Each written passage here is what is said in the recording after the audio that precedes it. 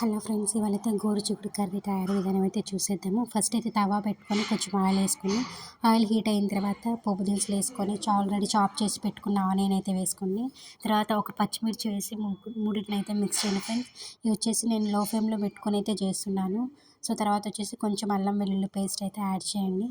ఈ అల్లం వెల్లుల్లి పేస్ట్ వేసిన తర్వాత సిమ్ అనేది మనం లోలోనే పెట్టుకోవాలి ఫ్రెండ్స్. హైలో పెట్టడం వల్ల అదైతే అడుగంటుతుంది. సో అందుకోసమని నేనైతే అల్లం వెల్లుల్లి పేస్ట్ వేసుకొని మొత్తం ఒకసారి అన్నిటిని మిక్స్ అయితే చేసుకుంటున్నాను.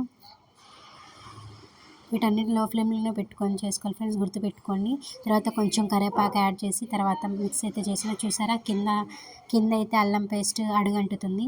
సో ఇదంతా చేసిన తర్వాత ఆల్రెడీ శుభ్రం చేసి పెట్టుకున్నాం మట్టికాయలు అయితే వేసుకోండి. సో ఈ మట్టికాయలని గోరుచిక్కుడు ఇంకా చౌలెక్కడు కూడా అని అంటారు. మీరు ఏమంటారో కామెంట్ చేయండి ఫ్రెండ్స్. మేమైతే గోరుచిక్కుడు అనే అంటాము.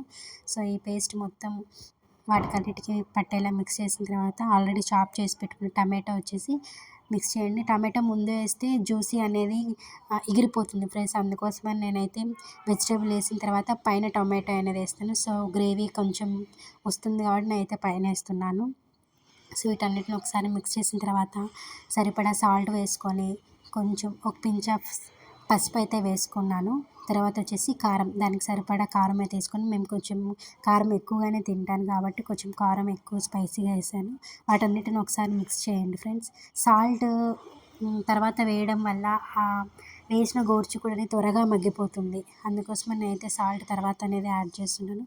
సో అంతా ఒకసారి మిక్స్ చేసిన తర్వాత దానికి సరిపడా వాటర్ వేసుకోండి ఫ్రెండ్స్. ఈ మట్టికాయలు అనేది లేతగా ఉండి కొంచెం వాటర్ అయితే సరిపోతుంది, లేదా ముదురు మట్టికాయలు అయితే వాటర్ ఎక్కువనే పడుతుంది. సో పెట్టుకున్న తర్వాత ఒక 5 to 10 minutes అలా అయితే ఉంచండి. తర్వాత చూసారా, మొత్తం ఆ గ్రేవీ అంతా వాటర్ మొత్తం పైకి వచ్చేసి ఆ పేస్ట్ కారం అనేది పట్టేసి గ్రేవీగా అయితే వచ్చింది. తర్వాత ఒకసారి అలా కలుపుకొని మళ్ళీ ఇంకోసారి మూత పెట్టి ఇంకో 2 minutes అలా ఉంచుకోండి.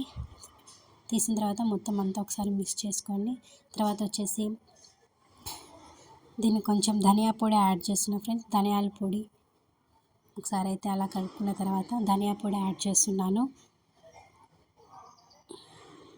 ఈ ధనియాల పొడి తర్వాత వేయడం వల్ల ధనియా పౌడర్ ఆ ఫ్లేవర్ అనేది ఆ ముక్కకు బాగా పట్టి ఫ్లేవర్ అనేది చాలా బాగుంటుంది ఫ్రెండ్స్. తర్వాత వచ్చేసి కొంచెం ధనియా పొడి, కొబ్బరి ఈ రెండైతే నేను లాస్ట్ వేస్తాను.